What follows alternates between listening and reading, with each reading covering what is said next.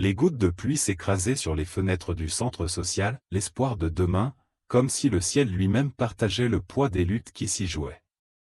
À l'intérieur, l'atmosphère était empreinte d'une tension palpable. Margot Robbie, vêtue sobrement, semblait hors de son élément dans ce lieu modeste, mais son regard trahissait une sincère curiosité. Face à elle, Sophie Durand, directrice passionnée mais épuisée, décrivait les défis quotidiens, la violence omniprésente, les rêves brisés, et cette résilience fragile qui tenait encore les enfants debout. Dans un coin de la salle, Léa, 10 ans, s'appliquait sur un dessin. Ses traits rapides et nerveux donnaient vie à une scène sombre, presque chaotique. Elle jetait de temps à autre un regard vers Margot, comme si elle cherchait à comprendre ce que cette femme célèbre pouvait bien faire ici, dans leur monde. Thomas, l'éducateur spécialisé, observait la scène en silence. Ses années dans le quartier lui avaient appris à ne pas se laisser séduire par les belles paroles ou les promesses éphémères. Pourtant, quelque chose dans la détermination de Margot piquait sa curiosité, une étincelle qui semblait sincère malgré son statut de star. La porte s'ouvrit brusquement, brisant le fragile équilibre. Antoine, 14 ans, entra comme une bourrasque. Son regard furieux balaya la pièce, s'arrêtant sur le visage de Margot, puis sur celui de sa sœur. Il semblait prêt à exploser, mais Margot, d'un pas hésitant mais résolu, s'avança. Un silence lourd s'installa, chargé de promesses et de tensions, alors que les destins de tous commençaient à s'entrelacer. Les gouttes de pluie glissaient sur les vitres du centre social, l'espoir de demain, un bâtiment modeste aux murs défraîchis, niché entre des tours grises de l'Est parisien. À l'intérieur, l'air portait un mélange de craie, de café tiède et d'une fatigue collective. Les rires d'enfants résonnaient faiblement dans le couloir, mais l'ambiance restait lourde, imprégnée des défis quotidiens du quartier. Margot Robbie, vêtue simplement, contrastait avec son image glamour. Elle écoutait Sophie Durand, directrice passionnée mais usée par des années de lutte. Sophie, originaire d'un milieu similaire, avait dédié sa vie à ses enfants. Ses cheveux poivre et sel étaient tirés en arrière, et ses mains marquées racontaient une vie de travail acharné. Elle parlait avec une intensité qui trahissait son amour pour ce lieu et ses habitants. Léa, 10 ans, était une énigme. Ses dessins sombres et ses silences en disaient long sur les blessures invisibles qu'elle portait. Antoine, son frère aîné, avait pris sur lui de la protéger, mais son adolescence volée par la précarité l'avait rendu méfiant. Sa colère était un bouclier, une arme contre un monde qu'il percevait comme hostile. Thomas, quant à lui, oscillait entre cynisme et espoir.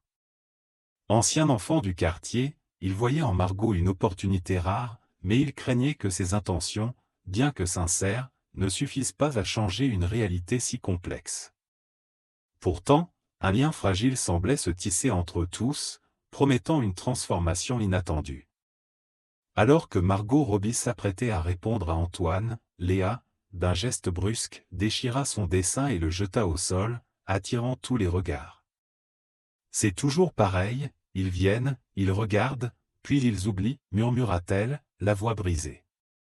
Sophie tenta de calmer la tension, mais Thomas, étrangement silencieux, fixait l'appareil photo, comme s'il cachait un secret qui risquait d'exploser. Les gouttes de pluie continuaient de tracer des chemins sinueux sur les vitres du centre social, alors que Margot Robbie, intriguée par les récits de Sophie, posait des questions précises sur les besoins du quartier.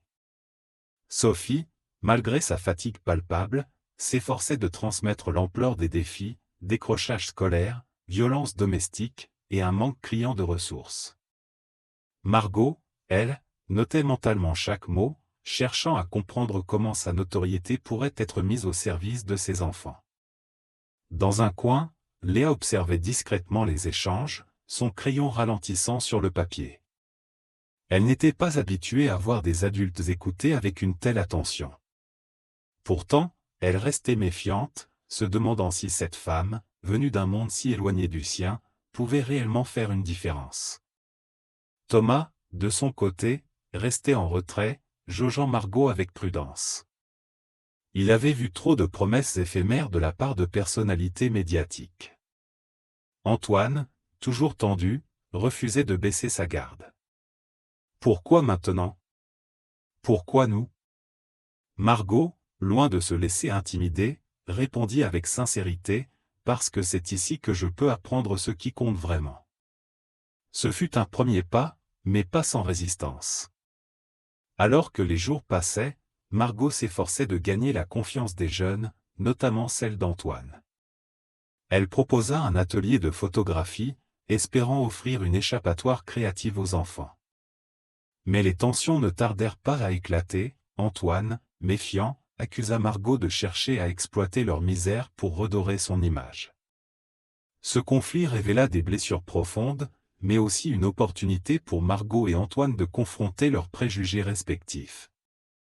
Au fil des interactions, des liens fragiles commencèrent à se tisser. Léa, encouragée par Margot, montra enfin ses dessins à Thomas, qui y vit un potentiel artistique brut. Sophie, quant à elle, tenta de convaincre Antoine de participer à l'atelier, insistant sur l'importance de saisir cette chance. Malgré les obstacles, une dynamique inattendue s'installait, promettant des transformations plus profondes qu'aucun d'eux n'aurait pu imaginer. Les gouttes de pluie continuaient de marteler les vitres du centre social, créant une mélodie monotone qui semblait refléter la tension dans l'air. Alors que Margot Robbie s'apprêtait à répondre à la question d'Antoine, un cri perçant retentit depuis le couloir. Tous se figèrent. Sophie se leva précipitamment, suivie de Thomas. Margot, elle, resta immobile, son regard fixé sur Antoine, dont l'expression de colère s'était transformée en inquiétude. Quelques instants plus tard, une jeune fille, visiblement paniquée, entra dans la pièce. « C'est Malik, balbutia-t-elle, essoufflée. Il s'est battu avec des gars du quartier d'Accent grave côté. » Sophie échangea un regard alarmé avec Thomas, qui attrapa immédiatement sa veste avant de se diriger vers la sortie. Margot, instinctivement, fit un pas en avant. « Laissez-moi venir, dit-elle, sa voix empreinte de gravité. Antoine, d'abord hésitant, finit par hocher la tête, comme s'il acceptait enfin l'idée qu'elle pourrait être plus qu'une simple spectatrice. Sur place, la scène était chaotique. Malik, un garçon de 16 ans, gisait contre un mur, le visage ensanglanté. Margot, sans hésiter, s'agenouilla à ses côtés. Ce fut un moment de bascule. Les enfants du quartier, rassemblés en cercle, observaient, fascinés par cette femme venue d'un monde si lointain, prête à se salir les mains pour eux. Cet incident marqua un tournant. Ce n'était plus une simple visite d'une célébrité. Margot venait de franchir une ligne invisible, s'impliquant dans une réalité brutale qu'elle ne pouvait plus ignorer. Pour Antoine et Léa, c'était la première fois qu'ils voyaient un adulte extérieur à leur monde agir avec une telle sincérité. Pour Sophie et Thomas, cela raviva une étincelle d'espoir. Le statu quo venait d'être brisé, et chacun allait devoir affronter des vérités qu'il aurait préféré éviter. La pluie continuait de tambouriner contre les vitres du centre, créant une mélodie monotone qui semblait refléter l'ambiance tendue de la pièce. Sophie, toujours calme malgré l'irruption d'Antoine, échangea un regard rapide avec Thomas, cherchant une manière d'apaiser la situation. Antoine, lui, restait figé, le poing serré, comme prêt à défendre un territoire invisible. Dans un coin de la pièce, un autre éducateur, Malik, 28 ans, entra discrètement, alerté par le bruit. Ancien habitant du quartier, il connaissait bien Antoine et sa colère contenue. « Antoine, calme-toi, dit-il doucement, posant une main rassurante sur l'épaule du garçon. Personne ici n'est là pour te faire du mal. » Margot, quant à elle, observa attentivement la dynamique entre les individus. Elle remarqua la tension dans les épaules de Sophie, la fatigue dans les yeux de Thomas, et surtout, la manière dont Léa s'était recroquevillée sur elle-même, son crayon suspendu au-dessus de son dessin inachevé. Une idée germa dans son esprit, mais elle savait qu'elle devait d'abord gagner leur confiance. « Je ne suis pas ici pour une photo ou un article, reprit Margot, brisant le silence. Je veux écouter vos histoires, vos rêves, vos luttes. Peut-être qu'ensemble, on peut trouver des solutions. Pendant ce temps, dans une salle voisine, un groupe d'adolescents discutait à voix basse. Parmi eux, Yasmina, 16 ans, connue pour son talent en slam, commençait à écrire des paroles inspirées par les événements récents. Son texte, brut et poignant, allait bientôt devenir une voix pour tout le quartier. Antoine, toujours méfiant, finit par lâcher ses épaules. « On verra bien, » murmura-t-il, avant de jeter un dernier regard à Margot. Malik lui fit signe de le suivre pour discuter plus loin, laissant Sophie et Margot échanger un regard complice. Une nouvelle phase venait de commencer, et chaque personne dans la pièce sentait que quelque chose d'important était en train de naître. Les gouttes de pluie continuaient de marteler les vitres tandis que la tension dans la pièce montait. Antoine, toujours sur la défensive, croisa les bras, défiant du regard Margot et Sophie. « Vous pensez vraiment que vous pouvez changer quelque chose ici? Vous ne voyez pas ce qu'on vit tous les jours. » Sa voix, bien que ferme, trahissait une douleur profonde, celle d'un adolescent forcé de grandir trop vite. Sophie s'avança à son tour, posant une main apaisante sur l'épaule du jeune garçon. « Antoine, je sais que tu as des raisons de douter. Mais chaque aide compte, et parfois, elle vient d'endroits inattendus. » Margot, silencieuse, observait les dynamiques complexes entre les personnes présentes, consciente qu'un faux pas pourrait anéantir toute tentative de rapprochement. Pendant ce temps, Léa, dans son coin, continuait de dessiner, mais son rythme s'était ralenti. Elle jetait des coups d'œil inquiets à son frère, comme si elle craignait qu'il ne parte en claquant la porte. Thomas, toujours en retrait, serrait les poings, partagé entre son instinct de protéger ses enfants et son scepticisme quant aux intentions de Margot. Un bruit sourd résonna soudainement, une chaise renversée. Antoine avait fait un pas en arrière, visiblement prêt à partir. Margot, sentant l'urgence de la situation, s'approcha encore, ses mots soigneusement choisis. « Antoine, je ne suis pas ici pour juger ou pour jouer à la sauveuse. Mais si tu me laisses une chance, je veux écouter ton histoire. Pas celle qu'on imagine, mais la tienne. » Un silence pesant s'installa, brisé seulement par le crissement du crayon de Léa. Thomas, les bras croisés, échangea un regard avec Sophie. C'était peut-être une chance, infime, mais une chance quand même, d'ouvrir une porte que la vie avait fermée bien trop tôt pour ses enfants.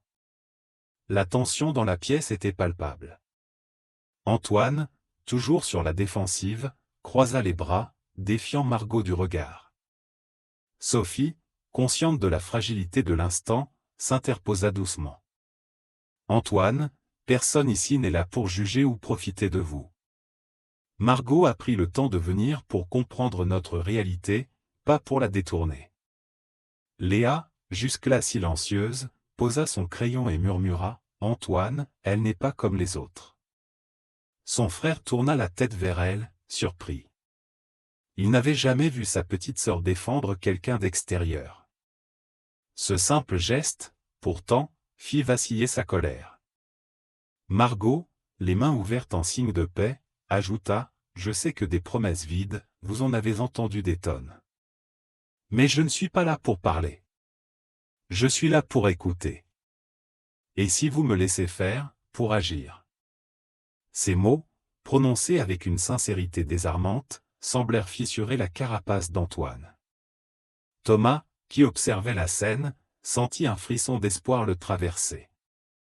Peut-être, cette fois, les choses seraient différentes. Peut-être que cette femme, venue d'un monde si éloigné du leur, pouvait vraiment faire la différence. Alors qu'Antoine relâchait enfin ses épaules, Sophie saisit l'opportunité pour proposer une réunion avec les jeunes du quartier. « Si vous avez des idées, des besoins, on les écoutera. Ensemble. » Ce moment marqua un tournant, non seulement pour Antoine et Léa, mais pour tout le centre. Une étincelle venait de naître. Les gouttes de pluie continuaient de marteler les vitres, comme une mélodie mélancolique accompagnant les tensions dans la pièce. Antoine restait immobile, ses poings serrés, tandis que Léa, figée, observait son frère avec une inquiétude palpable. Sophie, d'un geste apaisant, tenta de désamorcer la situation. « Antoine, cet appareil photo est à moi. Margot est ici pour discuter, rien de plus, dit-elle doucement, son ton empreint de fermeté et de compréhension. » Thomas, jusque-là silencieux, s'avança à son tour. « Antoine, on est tous du même côté ici. Je sais que tu veux protéger ta sœur, mais donne-nous une chance. » Ses paroles semblaient sincères, et pour un instant, le regard d'Antoine vacilla. Margot, toujours calme, sortit un carnet de sa poche. « Ce que je veux, c'est écouter vos histoires, pas les exploiter. Je ne suis pas là pour des photos ou des projecteurs. Juste pour comprendre ce que vous traversez. » Antoine baissa légèrement sa garde, mais son regard restait méfiant. « Comprendre, hein? On nous a déjà fait ce discours. Et après?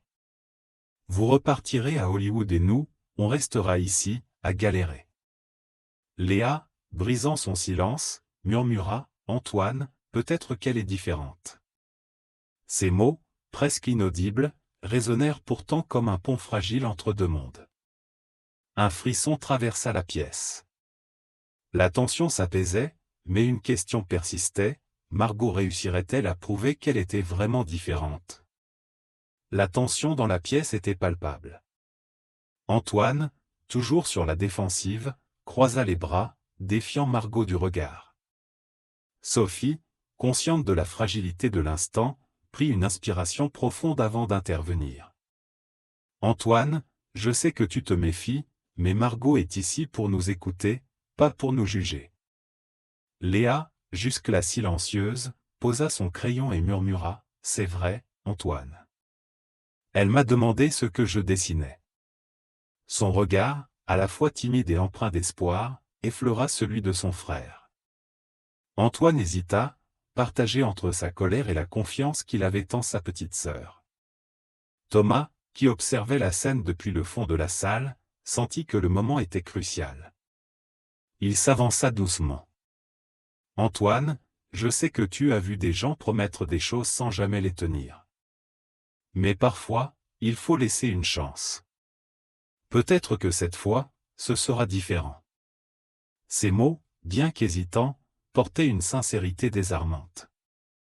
Margot, consciente que chaque geste comptait, recula légèrement pour ne pas brusquer Antoine.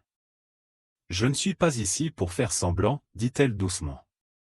Mais je ne peux rien faire sans votre accord. » Elle tendit alors une carte avec son numéro personnel, un geste rare pour une célébrité de son envergure. Antoine, toujours méfiant, saisit la carte sans un mot. Mais dans son regard, un éclat de curiosité commençait à percer. Tandis que Sophie et Thomas échangeaient un regard complice, une étrange énergie semblait s'installer dans la pièce. Les graines du changement avaient été semées, mais elles auraient besoin de temps, de patience et de foi pour éclore pleinement. Les jours qui suivirent furent marqués par une transformation inattendue. Margot, fidèle à sa promesse, revint au centre social chaque matin, sans caméra ni artifice. Elle écouta les récits des enfants, des éducateurs et des familles, s'imprégnant de leur lutte et de leurs espoirs. Thomas, d'abord méfiant, finit par reconnaître en elle une alliée sincère. Ensemble, ils élaborèrent un projet ambitieux, un programme artistique pour offrir aux jeunes une échappatoire et une voie. Léa, encouragée par Margot, dévoila ses dessins sombres. Margot, touchée par leur intensité, proposa d'organiser une exposition pour mettre en lumière le talent des enfants du quartier. Antoine, d'abord réticent, trouva dans cet effort collectif une raison de croire à nouveau en l'avenir. Il s'impliqua activement, devenant un modèle pour les plus jeunes. Sa colère se transforma en énergie constructive, et son lien avec Léa s'en trouva renforcé. Le jour de l'exposition, le centre social était méconnaissable. Des habitants du quartier, des journalistes, et même des figures influentes de Paris s'étaient rassemblés. Margot prit la parole, non pour parler d'elle-même, mais pour rappeler l'importance d'investir dans ces communautés oubliées. L'émotion dans la salle était palpable. Ce projet marqua un tournant pour le centre. Inspirés, d'autres quartiers suivirent l'exemple. Margot quitta Paris avec une nouvelle mission, utiliser son influence pour amplifier ses voix. Quant aux enfants, ils comprirent qu'ils n'étaient pas seuls, que leur histoire comptait. Ensemble, ils avaient prouvé que le changement était possible. Rejoignez ce mouvement, soutenez les initiatives locales et donnez aux jeunes les moyens de rêver. Les semaines qui suivirent furent marquées par une transformation inattendue. Margot Robbie, fidèle à sa promesse, s'investit pleinement dans le projet du centre social. Elle organisa des ateliers d'expression artistique pour les enfants, utilisant son influence pour attirer des ressources et sensibiliser aux réalités du quartier. Léa, autrefois enfermée dans son monde silencieux, trouva une voie à travers ses dessins, qui devinrent progressivement plus lumineux, reflétant une lueur d'espoir. Antoine, d'abord méfiant, finit par baisser sa garde. Inspiré par la ténacité de Margot et les encouragements de Thomas, il rejoignit un programme de mentorat pour adolescents en difficulté. Peu à peu, il apprit à canaliser sa colère en énergie constructive, devenant un exemple pour d'autres jeunes du quartier. Sophie, quant à elle, vit enfin ses efforts reconnus, le centre recevant des financements inespérés pour étendre ses activités. Mais ce fut Thomas, l'éducateur désabusé, qui connut une véritable renaissance. Le projet, porté par l'engagement sincère de Margot, raviva en lui une foi qu'il croyait perdue. Il décida de lancer une campagne pour recruter davantage de bénévoles, convaincu que le changement durable ne pouvait venir que d'un effort collectif. À la fin, Margot quitta Paris, mais pas sans laisser une empreinte indélébile. Son départ marqua le début d'une nouvelle ère pour l'espoir de demain. Le quartier, autrefois oublié, devint un symbole d'espoir et de résilience. Et si cette histoire nous enseigne quelque chose, c'est que chacun, célèbre ou anonyme, a le pouvoir de faire la différence. À vous maintenant, comment pourriez-vous illuminer la vie de quelqu'un autour de vous ?